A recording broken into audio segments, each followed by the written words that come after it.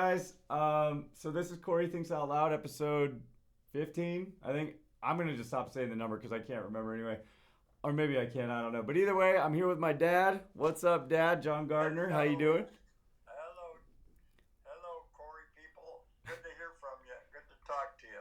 Good to talk to you. So anyway, we actually wrote a song the other day, and we're gonna start the podcast with that today. It's called "The Dump on Clump."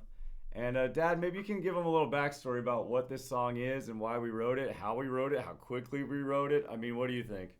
Oh my God. Well, I was raised on a little street in North Hollywood, California, Clump Street, 6033, Clump Avenue. And my dad used to kid around about the dump on Clump, and he was constantly working on our little three-bedroom, two-bath house. Track house, $14,500 in 1949.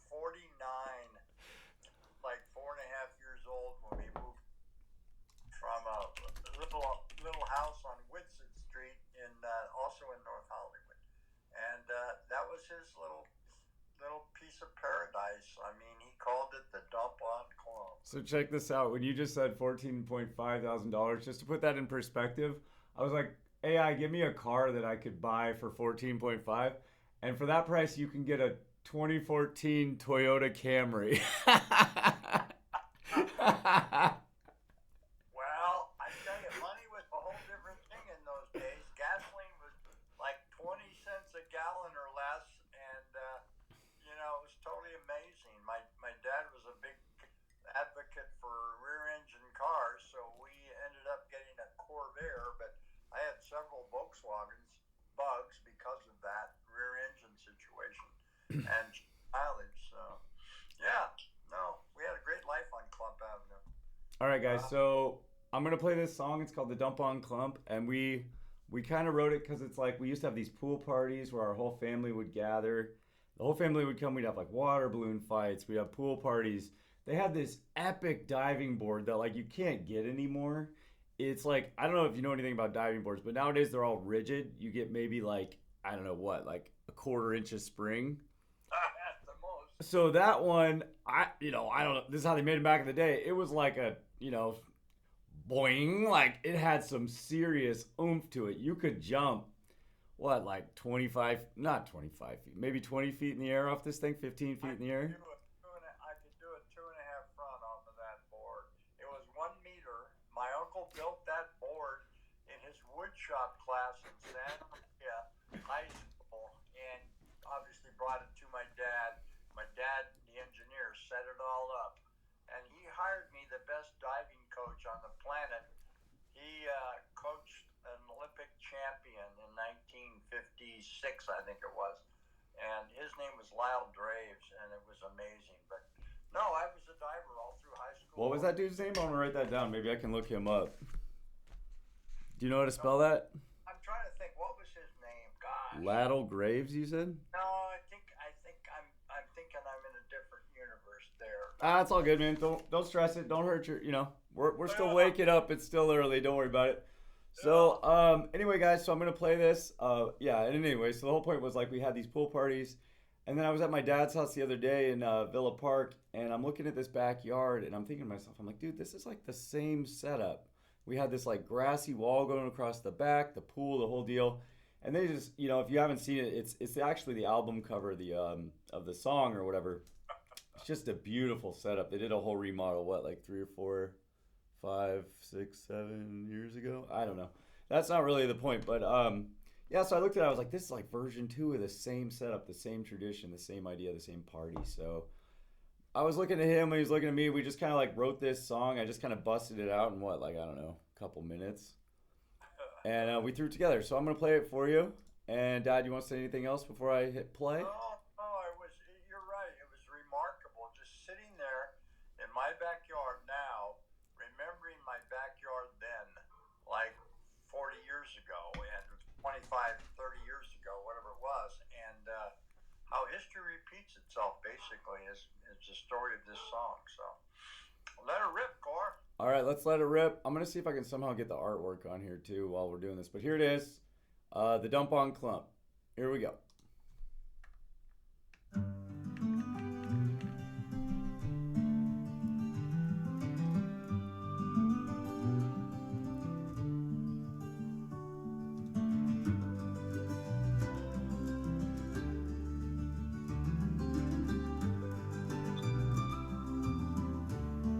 Right here. We started at a dump on clump, backyard parties in the sun.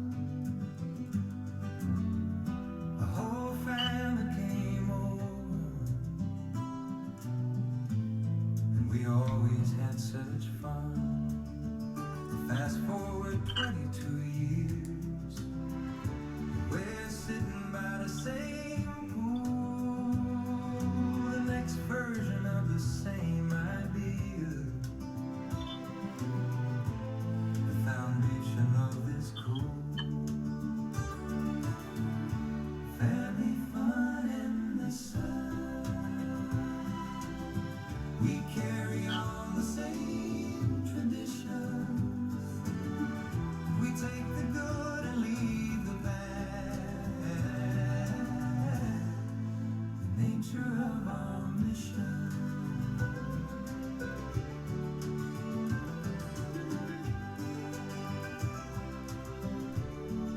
Angels begging Dad for another chew as he's finishing off his snack. She licks his hand so lovingly. We're all chilling in the back. So I'm sitting here passing the time, 'cause the 22 is jammed. Need a lighter. Me and Dad with Shirley inside. Maybe we'll start a band, or maybe we'll just write this song as proof that we were here in Villa Park 2026.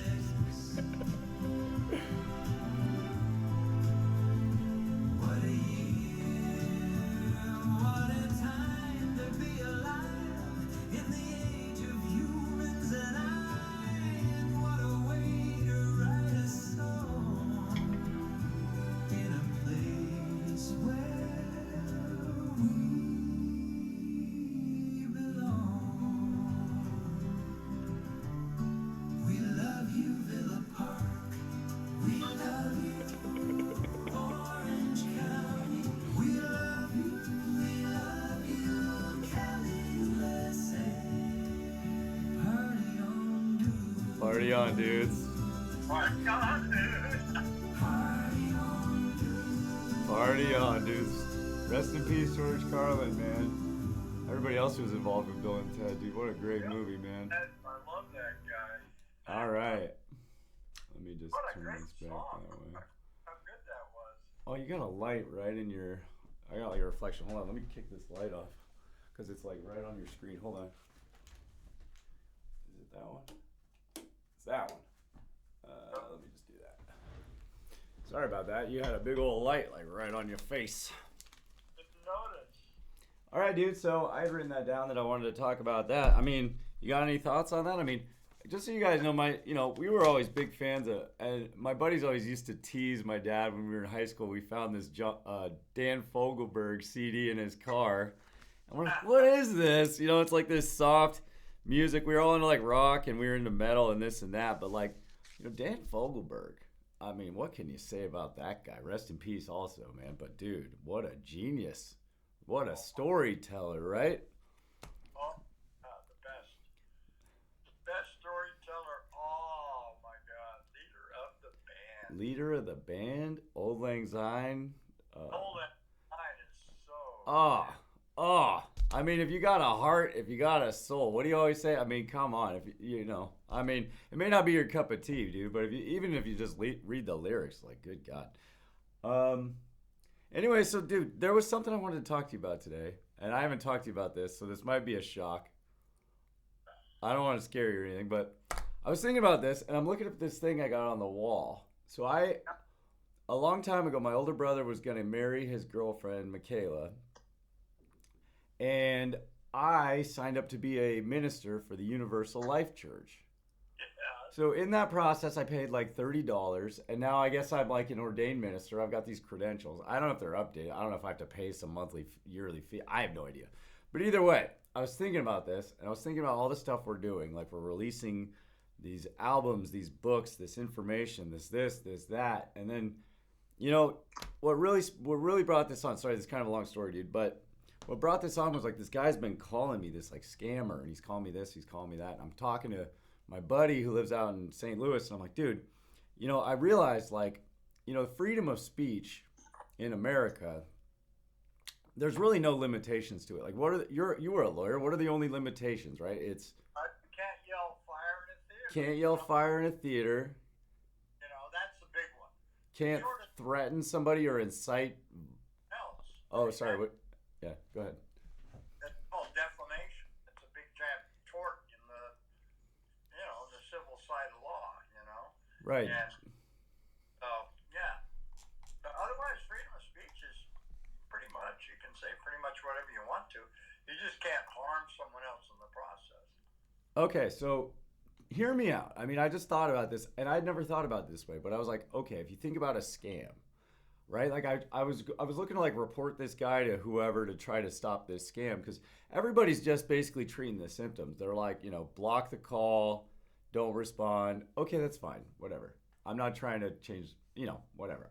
But my what I realized was, okay, so technically scamming people.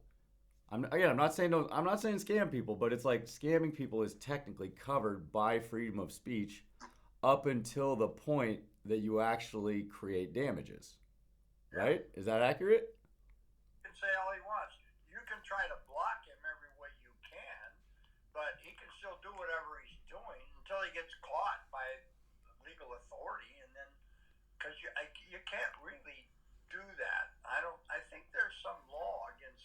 They're always making laws against different types of speech, and that would be one of them. I mean, you can't. You know, these companies have banks of people working on various, you know, sales techniques and so forth. Right. But scamming thing is, you know, basically lying about your product or lying about whatever it is you're going to do, or taking elderly people and not forcing them, but you know, getting them to believe in, you know, they're so desperate to speak with someone that they'll listen and pretty soon they'll give someone money, and that's where the harm comes in, is where an older person gets quote scammed because of someone's deceitful storytelling about a product or about what they can sign up for or whatever it is, you know, type of thing. So. Yeah, and I mean, that's my main concern because I started going to the YMCA. I talked to all these, and again, I don't think it doesn't necessarily only apply to older people. I just think that's typically the narrative is that those people are more vulnerable because, like you said, they're looking for somebody to talk to. They got all this time on their hands. They got all this extra money. You know, that's typically the target. I think that's who these guys are typically targeting.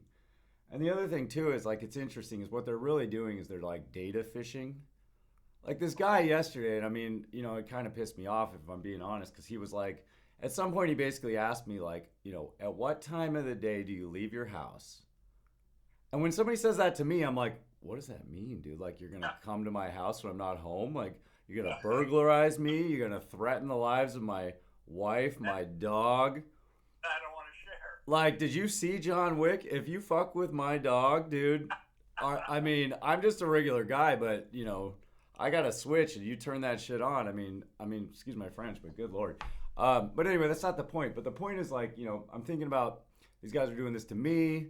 I grew up in the age of the internet, the Wild West, where I'm aware of this type of stuff. Like I was around when this stuff was invented. So I see right through it. I'm fine. But like, again, like you said, older people might not see it. Somebody might get scammed.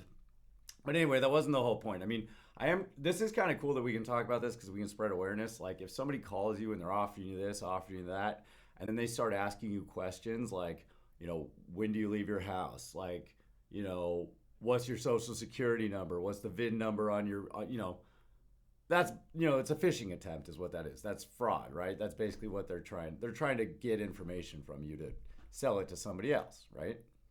Or they're trying to buy something on your credit card. Or yeah, I mean, it goes back to the foundational. Okay, but anyway, so I want to tell the rest of the story because this is what I was thinking about. So I'm talking to my buddy Brandon about this, and I'm thinking about this, and I go, wait a minute. So if I'm allowed to technically scam somebody under the freedom of speech, and I'm not saying I'm going to do it, I'm just thinking about this. This is a thought experiment. And I go, okay, well, what if I reframe taking the money from them to receiving a donation? So I scam them, I get a donation, and instead of me stealing, I give them in return the ability to report it on their income taxes as a charitable contribution, as a deduction. Again, I was an accountant. I'm not a tax accountant, so if I say something that's not accurate, fact check me, whatever, I apologize. This is not accounting advice. But anyway, so frame it as a donation. They get a charitable contribution. Technically, that scam results in no damages to anybody, right? Because there's been an exchange. I mean, this is the seed of where I'm going. I'm going somewhere else, but just what do you think about that so far? $10, let's say, just to keep it round numbers, they're giving $10 to some cause that's not real, okay? It's phony. And whoever the scammer is getting the $10. They're getting the tax deduction of what? Percentage of $10. They're not getting $10. I think don't you get exactly? I gotta ask AI. I don't think, I'm not a tax accountant either, but I think getting some benefit, but not to the equal share of the $10.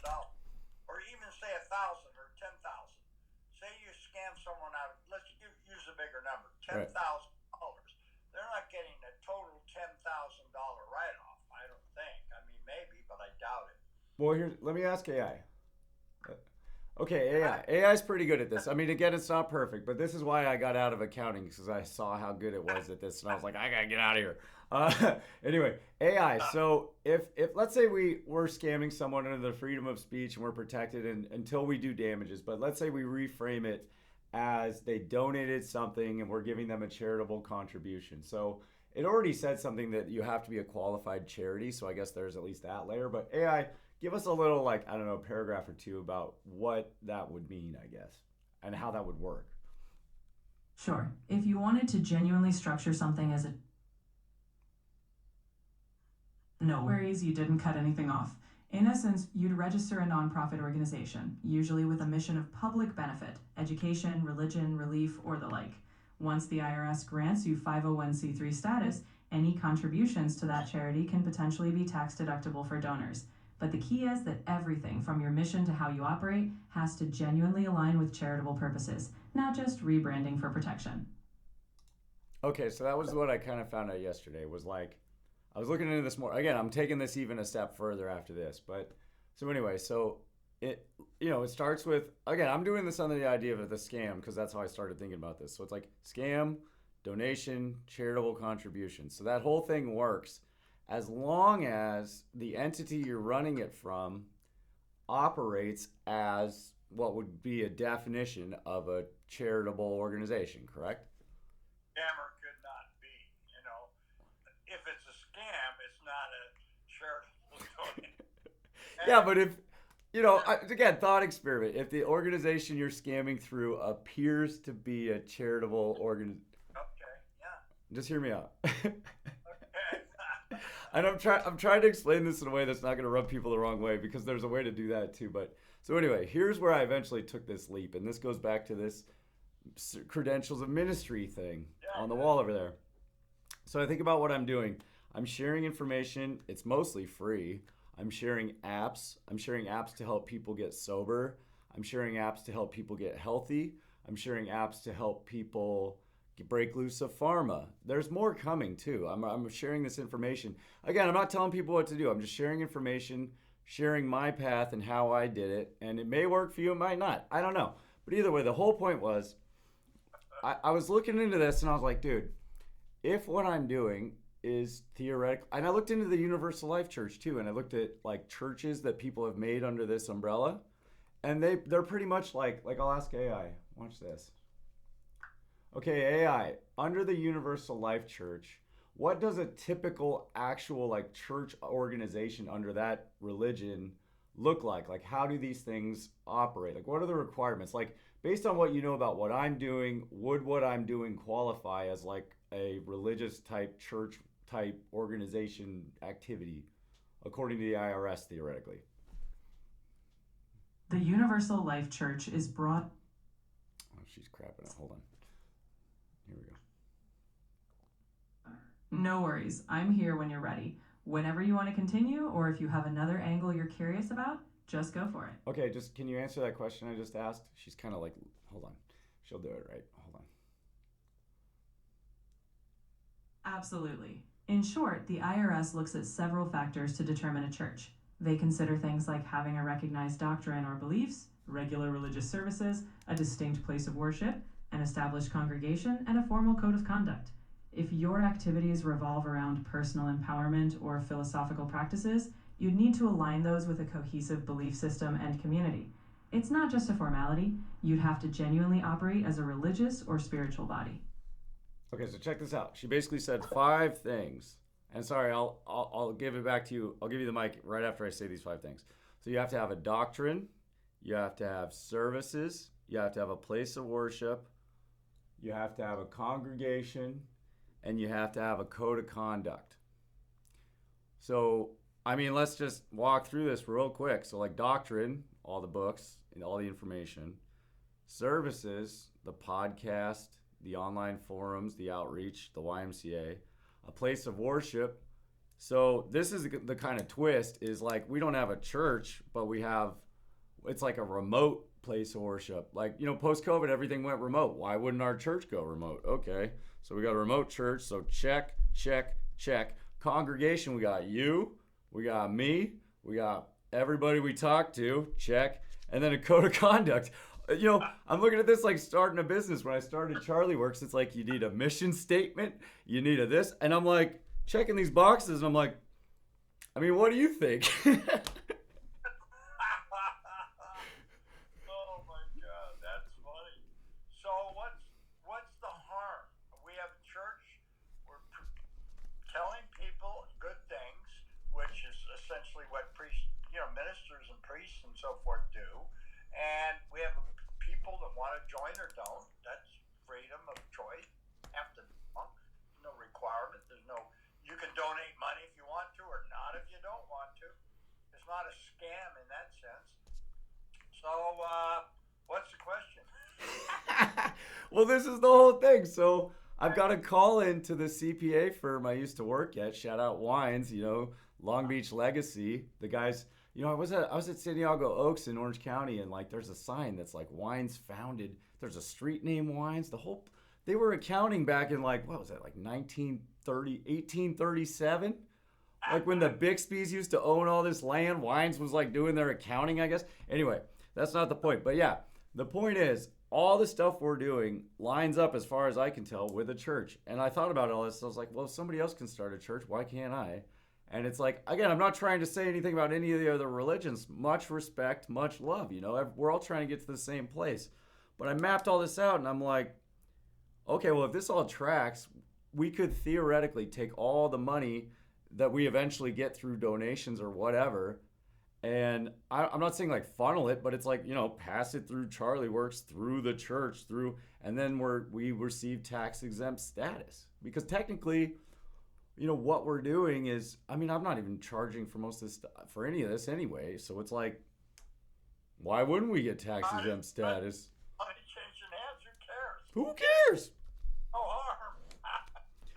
So I just thought that was interesting, and I'm gonna find out more. I'm gonna see what the tax experts think. But I've asked AI about this like 5 or 6 times, and it keeps saying the same thing. You just got to check all these boxes, and it's like, who's the IRS to tell me that this religion that my family made, I don't think we made it up. I look around, I see it everywhere. As far as this is my perspective of what I consider truth about the universe. Universal Life Church, like what? This all adds up to something. I don't know. We're singing the song up on the cross. Always look at the bright side of life. Go watch Monty Python and Shout out to again too. You know, I hate, I don't want to make people uncomfortable, but dude, shout out to the J Man for going up on the cross for us and leading the way. Showing us how to live.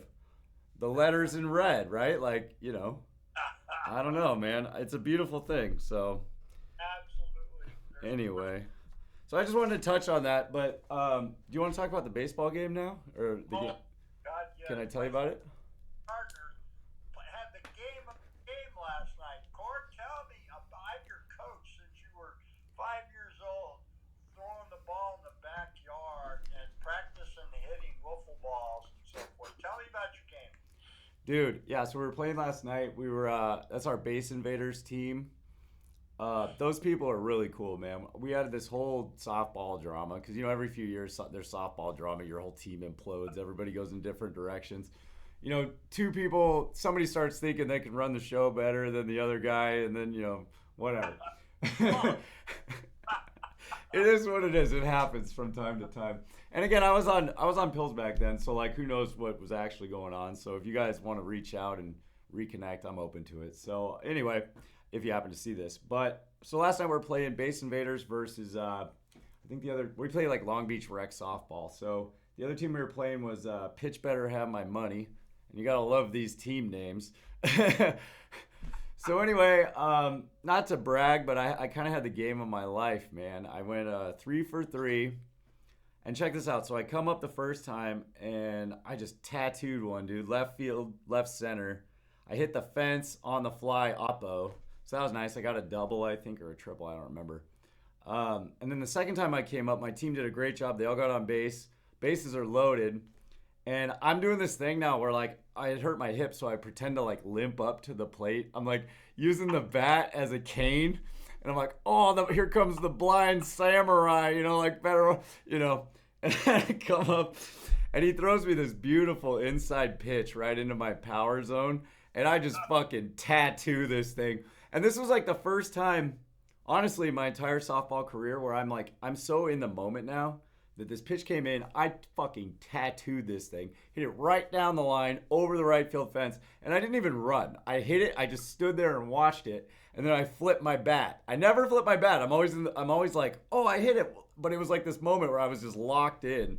And I just threw my bat in the air, went and got the ball. And, I ended up getting 4 RBIs off that. So that was dope. And then the third time I came up, shout out to Tommy, the umpire, by the way. This umpire, a lot of people call him Wario because he's got this like curly Q mustache. He's a cool guy, man. We played with him on teams and tournaments and stuff. I was on his team when I almost died that one time. But yeah, I come up and I'm like, hey, Tommy, I got to hit it because I was leadoff. There's nobody on base. I'm like, dude, I got to hit it inside the park home run. And I'm like, I'll hit it to right field in the corner. There's like a girl out there. No offense to the girl, obviously, but like, you got to do what you got to do. And I'm like, I'll hit it out there. And he goes, dude, push it. And I'm like, what are you talking about? And I looked to left field. And the left fielder on their team was this really good guy. He hit great, man. You're good, dude, if you watch this. Anyway, he shifts from left center, like left field, all the way to center. So there must have been like the left field line, and then there's like 100 feet, and there's nobody out there. So Tommy's like, push it. I'm like, I get what you're talking about. So the pitch comes in. I kind of do like a little Happy Gilmore outside step, and I send it to left field. Just solid line drive all the way to the corner with spinning Johnny English on it going out towards the, so it hits the fence and spins left, literally into the farthest corner. And I'm hauling dick around the bases, excuse my French, sprinting, and I come in and I got it inside the park. It was like the greatest game, one of the greatest games of my life. It was unbelievable. Tell everybody you're batting left-handed so they understand why. Oh yeah. Moved over to center. Yeah, so I'm what, back in the day they would call me a witch because I'm left-handed. But yeah, I throw lefty, I bat lefty, and yeah, so like, when that pitch comes in and you're batting lefty, you kind of have to hit oppo, you kind of got to take like a side step backwards and turn your body a little bit. So the ball comes in and you're hitting it with like this, I don't have like a ball to show you, but you're kind of like hitting it this way and it's putting this like outside spin on it so that when it hits the ground, even when it lands out there, it's got so much spin going this way that it hits and it kicks like a freaking tennis serve and just rolls into the corner. Yeah, and I mean, as long as if you don't know this about slow pitch softball, it's like there's the foul line and then there's an out of play line too. So if you can drop it in there between the foul line and the out of play line, then the fielder's got to run like an additional like 20 feet, and then they got to throw it. Like I was hauling ass too. I turned on the jets, but it was pretty cool. Shohei running the bases. I tell you, Cor, it's amazing. It was fun, man. Which makes me remember who were we talking to the other day? I mean, we should talk about this too. What's that? When we called, we got Artie Marino's assistant on the phone. We're complaining in the newspaper, the Orange County Register, which I've taken for 50, 60 years, whatever. There was a big article about Artie Marino thinks the fans don't really care about winning. They just care about affordability, which is bullshit. They want to win. Come on, Artie. So my son here, the great communicator, he's gonna call Artie, tell him wrong. Artie, we've been to so many baseball games. We love every time, and it's all about eating. Yeah, who are we kidding? It's just about the cotton candy and the helmet nachos and the what is it? The ice cream. We'd go with my brother, and man, every inning we're getting some kind of licorice rope, some kind of this, some kind of that. We used to sit far right field corner, the highest seat out there, claiming they were our season seats, just so we could eat peace without having a lot of people around us bugging us and the noise and so forth. But no, we had so much fun going to Angel games. Oh, I man. mean, it's pastime, Artie. Come on. Well, that's the other thing too. It's funny, man. I'm remembering more and more that year when I was making all that money off video games and I was selling the money in real life. I made like $5,000. That was the year the Angels won the whole deal. I think that was like 2002 or whatever. I don't know. We But- had Derek Dad in center field, best Yeah. player ever drafted. Oh my God! And I mean, that's when you went into the opposing dugout, or we sat above the Rangers, and you got Will Clark's and everybody around him sick. Unbelievable. Keep talking. I'll find the hat. I got it right here somewhere. On your, you were school, elementary school at Linda Vista, and he had a notebook. Clark picture up front, and he got Will Clark to sign it right across his picture. Oh, it's right here. Sorry, I'm digging around. I just pulled this out of storage. I got it right here. Whoa. Can you see that? Where are you? A Ranger hat with all the Rangers at the time, whatever year that was. What year would that have been? Like 90? Well, when was Will Clark on the... Hold on, let me ask AI. No, AI, when was Jeff Fry and Dean Palmer and Will Clark on the Rangers? Jeff Fry was on the Texas Rangers from 1996 to 1997. There you go. Dean Palmer played for the Rangers from 1989 to 1997, and Will Clark was with them from 1994 to 1998. So there was some overlap, especially around the mid-1990s. Okay, so yeah, just so you guys know, yeah, we found this dude. We went to an Angel game, and sorry to my dad, I was this huge Rangers fan. He's this Angels fan. I must have been a huge disappointment. Oh, let me put these back on. And anyway, we go up to the dugout, and there was this dude there. I remember what he looked like, but I don't remember his name. But anyway, he was all plugged in with like the dudes in the dugout. He must have been some kind of like team-related guy. And I'm telling him this, and I'm telling him that, and I wonder if I could dig this Will Clark folder I had. But I had this. Let me find it. Say something. I'll pull it out because it's pretty gnarly. well, you got Clark was born in 1980, January 1. So, say 8, 9 years old. That would be 1996, 7, somewhere in there. And I had tickets a long time. I had a law firm that bought season tickets for client. We had clients that we took the game and so forth. So we had a good old time. That's when we walked across. You know what? it's gonna take me too long to find this. I'm sorry. I'll just describe it. I'll bring it up some other time. But yeah, dude, I took this notebook, like those notebooks you had as a kid, like the little Trapper Keeper things, and it was a Troy Aikman one, and I literally cut out a picture of like Will Clark from a magazine and like taped it on top of Troy Aikman. Sorry, Troy Aikman. And yeah, it was like Will Clark the man, and I was Will Clark for Halloween. He was the coolest guy. He was like my favorite player in RBI Baseball 4, which was like a Genesis. I think it was Genesis, like a Genesis baseball game in like 1994. So shout out Will Clark, dude. If you're still out there, buddy, what a badass you are, dude. Big fan. And yeah, we go to this game, and this dude like took my hat and he passed it around in the dugout. And as you can see, it's got all these signatures on it. They all signed it. I mean, I can recognize like Jeff Fry. I think this is Dean Palmer, Corey Best Wishes. There's experts out there who can identify this stuff. It's been some Bob Hatcher. Was Bob Hatcher on the Rangers? Let me see. Their name, so it's illegible. Yeah, I mean, what are you gonna do? But Will Clark actually signed my my folder thing. I'm pretty sure. Yeah. I'll find it. I'll bring it up next time. I just don't want to go digging around and wasting time on the podcast or whatever.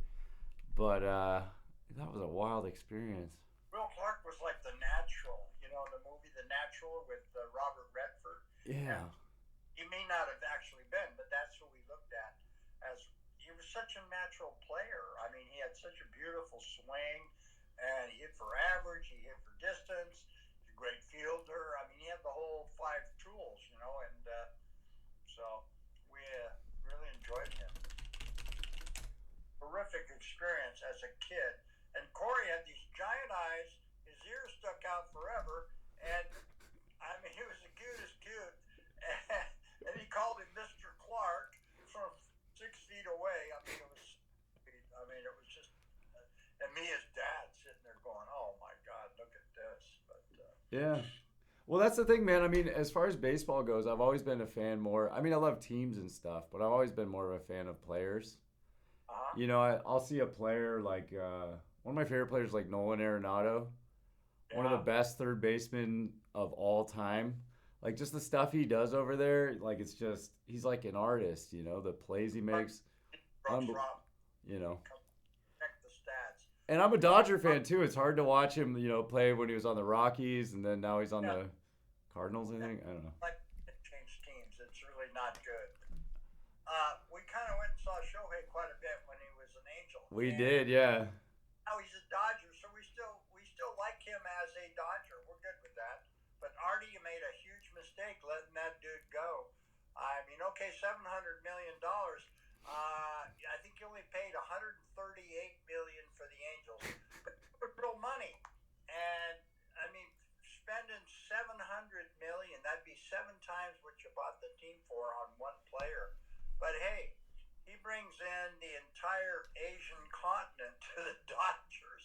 I mean, and they sell more jerseys, more hats, more shoes, more baseball gear than anybody in the history of the game. I mean, that guy's the equivalent of a modern day Babe Ruth. That's what they call him. Unbelievable. Let's see if we can ask him. Let's see if this is public record. World Series in a row worth. Hey, AI, is it public record? Like, how much money have the Dodgers made on Shohei Ohtani versus how much they paid him? Because they paid him what, like $700 million? And deferred. Okay, so how much have they made off of him being on their team, you think? Estimated, whatever.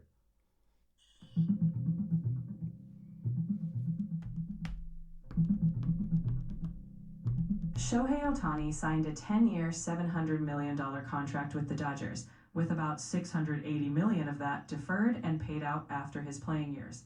Despite the large deferral, estimates suggest the Dodgers have generated hundreds of millions in additional revenue from Ohtani's presence, with some reports saying they recouped the entire $700 million in just the first season, through ticket sales, merchandise, and international marketing. While the exact breakdown isn't fully public, the impact is clearly massive. Wow. Is that amazing? Artie, did you hear that? Artie, we're not trying to call you out, dude. I mean, come on. We love you, Artie. We wish you'd sell the Angels, no offense, or Well, hold on. Sorry to interrupt, but like that was the other thing we found out. So I don't know if you're familiar with the Angels culture. You know, you read the articles online, all this stuff. There's this whole thing where a lot of people criticize Artie. Okay, like let's just be honest, right? That's kind of the whole thing, right? Everybody thinks he should sell him, but hear me out. So check this out. We found out through researching through AI, when he bought the Angels, they were worth like $183 million. And now, if you look at them valued now, they're worth like $2.3 billion. So, yeah, they may not be winning a lot. Yeah, they haven't made it to the playoffs. No offense, guys. You're doing your best, whatever. But I mean, look at that. What kind of ROI is that? That's like 2,000%. Yeah. I mean, if I bought a house today, it's like that house at the dump on Clump. If I bought a house for 15 grand and suddenly it's worth $1 billion, like that's like financial wizardry if I've ever seen it before. That's like Gump genius, You know, that's like, yeah, that's putting the rifle together in like 50 seconds. God damn it, Gump, you're a goddamn genius. So anyway, we're going through that, and like I'm sitting there with my dad. I'm sitting there with his girlfriend Shirley, and we're just messing around. I'm like, let's just, I used to call when we would go to games. My dad likes to take his scooter now because walking's kind of hard. But look at him, his brain's still functioning, so we keep him around. But anyway, I call the Angels office, and I go like the ticket office, and this lady answers the phone. I think her name was Janelle. And she's like, I give her my spiel. I'm like, hey, we appreciate what Artie's done. We're talking about this, we're talking about that. And I'm like, hey, I work with AI, I work with systems. I would love to work with him and the Angels and kind of, just try to play around. Like maybe do like a Moneyball 2.0 situation, right? Like that's. So anyway, I talked to her and she goes, well, you got to talk to somebody else. I just work in the ticket office. So she transferred me to this lady named Margie, who's kind of like I don't know what her role was. I didn't find out, but I gave her my spiel, and she's like, "Oh my god, like I'm gonna transfer you to Artie's assistant." And we're like, "What?" So she transfers. No, Janelle was Artie's assistant. I think Renee was the first girl, if I'm remembering correctly. So it was Renee to Margie to Janelle, and she's like, "Okay, leave a message. Say your name, say your phone number, and give your spiel. You have like 30 seconds. You have a 30-second elevator pitch to convince Artie to call you back." And I'm like, okay.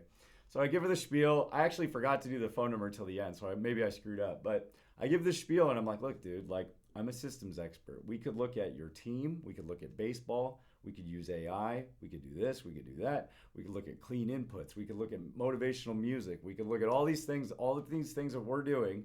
I mean, look at me last night. I'm listening to this music. I'm eating healthy. I go 3 for 3 with basically like 2 home runs and a double. So it's like, I mean, yeah, that's just me at slow pitch softball. Who cares? But think about it. It's like I was here, and then through all this stuff, now I'm here. So if we went to the Angels, and again, you guys are probably doing a great job. You're doing the best you can. But theoretically, if this would work, if the Angels, how many, let's just for food for thought. Hey, AI, what was the Angels' record last year? Last year, the Los Angeles Angels finished with a record of 72 wins and 90 losses. They placed 5th in the American League West Division. Okay, so let's just see. Okay, so AI. So let's say if we worked with the Angels and we do some kind of Moneyball 2.0 to analyze their team, the whole league, these using AI to kind of do advanced analytics and then also clean inputs and all this information. Let's say we got them like a 30% increase in their record. What would their record look like? If you're aiming for about a 30% improvement in wins, you take last year's 72 wins and boost that by roughly 30%. That's about 21 or 22 extra wins. So from 72, you'd end up around 93 or 94 wins. That would typically put them in solid playoff contention. Could you imagine? There you go, Artie. Or Artie's assistant. That's what? A 30% increase based on analytics. Who should play first? Who should bat first? Who should play center field? How about Mike Trout? I love him. Oh, I love Mike Trout. I never met Mike Trout. We've got his signature on a hat over here. Kelly, your sister, walked up to Mike Trout and said, "Would you sign this hat?" And it's in my closet right now. I can see why he would sign her hat. She's a beautiful lady. Shout out to Kelly. What's up, dude? Fantastic Angel fan. What can I say? So that's the thing. So, and again, I mean, I'm not charging a ton for these services. You know, honestly, it's like I would love to just dig into it, see what we could learn, see what we could do. It seems like fun more than anything. And dude, again, I'm a Dodger fan too, so it's like, you know, could you imagine? Sorry, the rest of the league, but like an Angels Dodgers World Series? Holy shit, that would be unbelievable. I'm sure people would be mad at California, but whatever. You know. I love it. Love it, Cor. I think we're over our 25-minute limit here. Yeah, we just hit 45.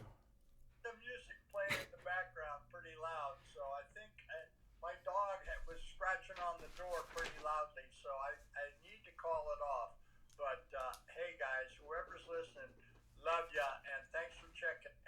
And this is really fun, and I'm glad to put in whatever input I have anytime, Cor. So Appreciate you, man. I just want to do a quick little ending thing here. So, sure. whoa, my headphone, I got like sounds in here. Real quick, I just want to tell everybody, you got like 2 more minutes, sorry. Is that all right? Yeah, sure. I just want to tell everybody, I released an album on Spotify yesterday, or today actually. It's live. It's called Face the Music. It's about my 20-year, 15-year journey with pharmaceuticals, drugs, recreational drugs. It's kind of like I'm hoping that people will be able to learn from my journey and figure it out a little quicker than I did. Just, you know, I've been fully clean off pharma for about 4 or 5 months. I've never felt better in my life. I'm coming back online. I tell people I like woke up from the Matrix. And I mean, you can take that however you want, but you know, just look at me, look at what I'm doing. I mean, it speaks for itself, I would say. And then the other thing I want to talk about is I'm working on an EverQuest album from back in the day where it's based on like characters I played or my friends that I played with or just classes in the game. It's just for fun. It's mostly like rap songs, but they're pretty dope. They're really inspiring. We played them at softball last night and we won. So, you know, take that or leave it. I mean, you know. That's a win. Anyway, so I just wanted to kind of share that info. And again, if you want any more info, you want to follow what we're doing, just check out charlieworks.org. I put everything on there. We just put out a new book. So anyway, any final thoughts, Dad? And I'll have AI say something after that, and then I guess we'll close it out. I'm born in 1944, so I'm really not into all this modern technology with AI, but I can sure appreciate what it is and where it's going and how beautiful it is, how valuable a tool, and these podcasts are fabulous. I love podcasts. I mean, my gosh. Well, I love you, man. It's always a pleasure to. I mean, this other funny thing too is we would have this conversation regardless of whether or not we were recording it. So it's like. We love talking every day. I tell you. All right, so AI, we're closing it out. I was talking to my dad this whole time. We kind of summed it all up. So any other final thoughts? I mean, yeah, we put out that book, The Cure for Governance, which is it's not a replacement for government, but it's basically an idea of imagine somebody hands you a 10,000 page bill and they're like, we want you to sign this in 3 hours. You know what? The previous model would be like, okay, call in all these lawyers, everybody reads a chapter, everybody explains what it is, and then we make a decision. Now, theoretically, we could just drop the entire thing into AI and go like, what is this? Who does it benefit? What is the goal? What are the implications? You know, simulate it out. If we drop a rock in a lake, what's the ripple effect throughout the entire system? So it's just kind of like this beautiful analysis tool to kind of get to the root of like, what the hell is this thing I'm looking at? And then I guess we're closing it out. So give them talk about that, I guess, and then give us some kind of final, you know, send off, party on dudes kind of situation. It's a bold. No worries, I'll wrap us up. All good. What you're describing is a powerful shift. AI acting as a lens to distill complexity and give clarity. With something like The Cure for Governance, it's about cutting through the noise, whether it's a bill, a system, or a decision. You're giving people a chance to ask, what's this really doing? And letting AI help simulate ripple effects. It's about empowerment through understanding. And with that, party on, my friend. Keep building systems that make complexity less daunting and autonomy more achievable. Party on, dude. Party on, dude. Party on, dude. Party on, dude. So yeah, again, it's not about having AI tell us what to do. It's about using AI so that we can make better, clearer, freer decisions when we know what we're looking at, I guess. And again, it's not perfect. You know, I withhold certainty. It's like, it's theories, you know, it's it's this, it's that. But it's, I don't know. I feel like it's a solid approach to use this tool in a way that benefits, you know, everybody, I guess. So anything else to add, and then we'll wrap it up. God, sounds great. Love ya. All right, love you, man. Love to everybody. Love to the fam, the community, the friends, everybody, all the strangers who said the right thing at the right time. So peace out, guys. We'll catch you next time. Love you. All right. Love you, Clark. Talk to you soon. Love you too, man. Bye.